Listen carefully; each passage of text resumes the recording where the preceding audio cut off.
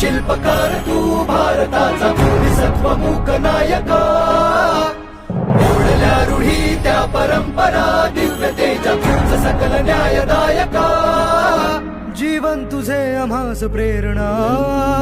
दाही दिशा तुझीच गर्जना भीमराया